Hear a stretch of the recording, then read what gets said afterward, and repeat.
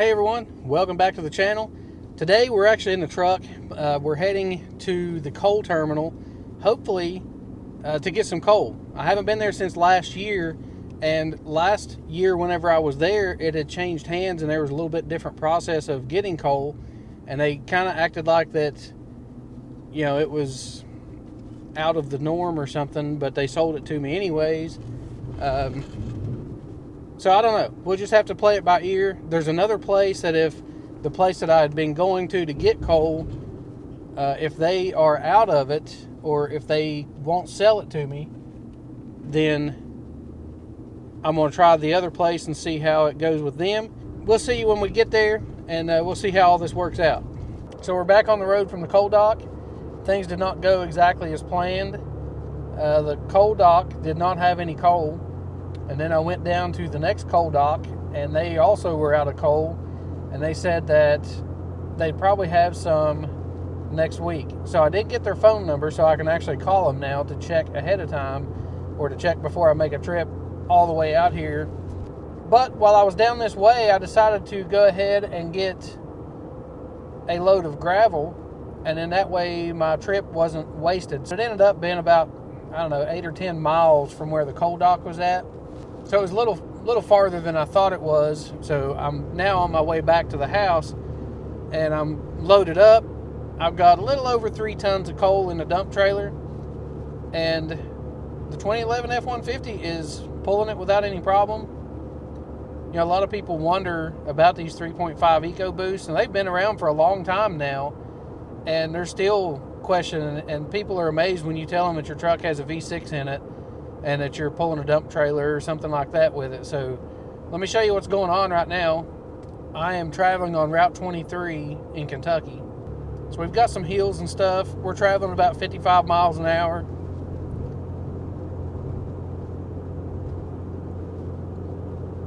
And you can see where my RPMs are running. I've got 6,500 pounds in the trailer, plus the trailer weighs 4,000. So basically 10,500 pounds. I've got the cruise control set. I'm running 55 miles an hour, and I'm climbing up a hill right now, but you can see where everything's staying at. And this is pretty common for it to pull this easy. We kind of top the hill, and you can see it shift back down or back up into 6. We're not on flat ground by no means. This truck pulls this without any problems. So we're pulling a pretty big hill here, and it shifted down twice. Still cruising at 55. I did stop and get gas because I was actually running pretty low.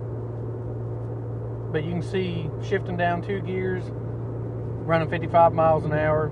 We're still just about 2250, 2300 RPMs. Pulling it without any problem.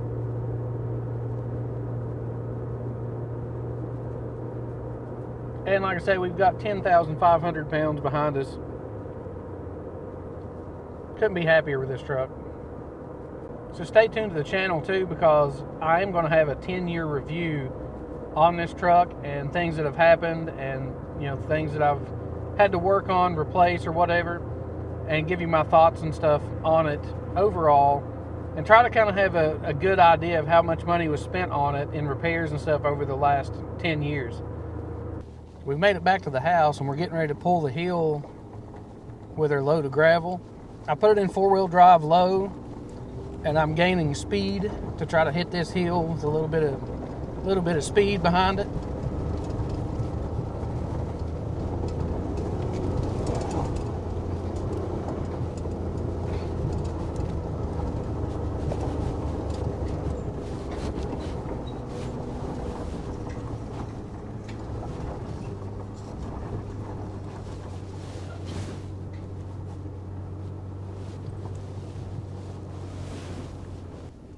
Got a little too much weight on the trailer, not enough on the tongue.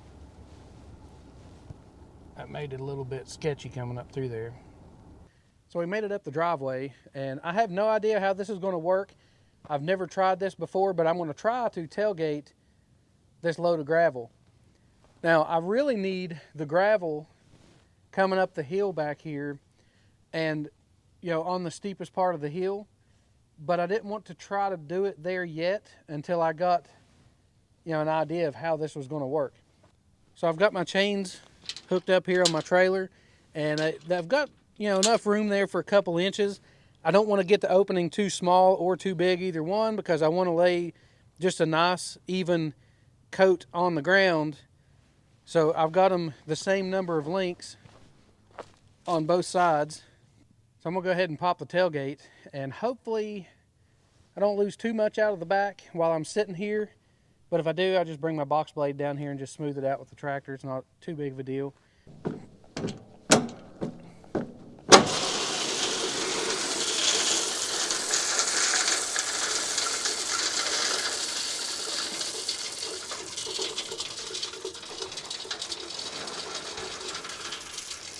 Kind of gives me a little bit of an idea of the opening size.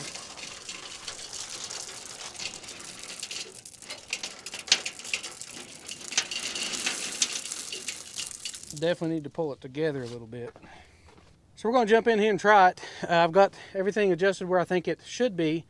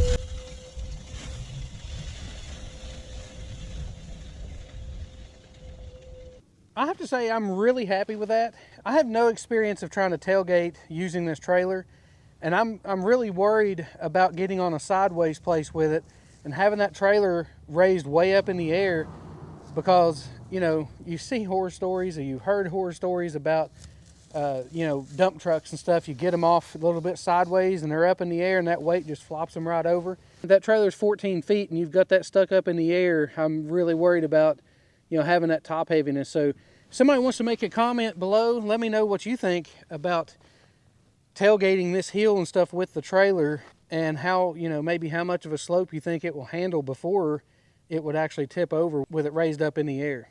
It really worked out good for what I was trying to do and the first time trying this. So this is where we opened the tailgate. I had a little pile here and I just got a rake and spread this out, so no big deal. But then I pulled on up, and as I was raising the trailer, most of the load, or before the load shifted all the way back to the trailer, you can kind of see it was coming out one side.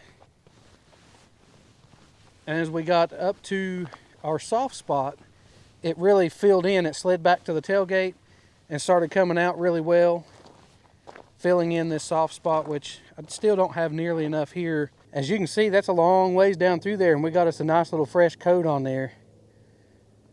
So like I said, I couldn't be happier with that. That worked out great.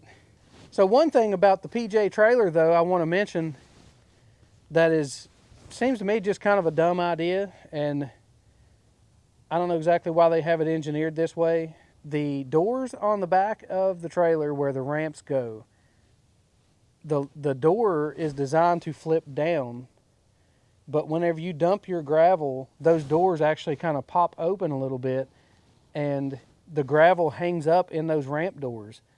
And that makes the opening of your tailgate, like it actually restricts the flow of the gravel, because it kind of piles up in there and it can't come out of the tailgate unless you open it up really wide. that doesn't make a lot of sense. Like if they would have just flipped them where the door flipped down instead of up.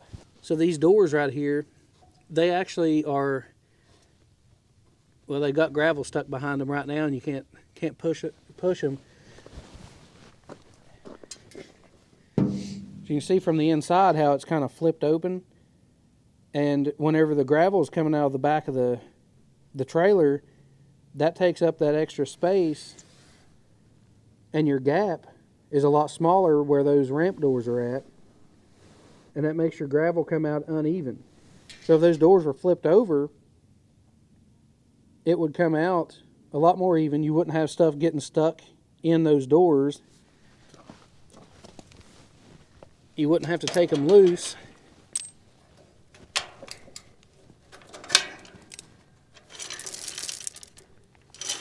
To clean all the debris out.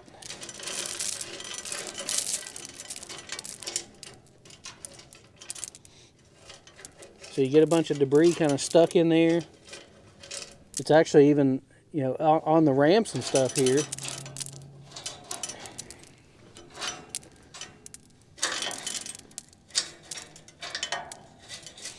So, I don't know. I mean, I understand, like, you can't flip them up and have room because they're going to be hitting this stuff up here. But maybe make a door that comes off or something completely in order to clear this, or put a bar or a pin or something in there that keeps this from being,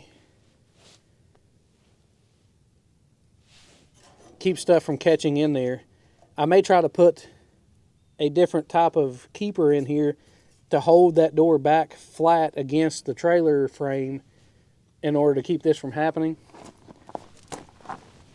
But that's kind of annoying. That's the only thing that makes the job a little bit kind of look shoddy a little bit, because it leaves those trails of no gravel because it's hanging up and stopping up the door.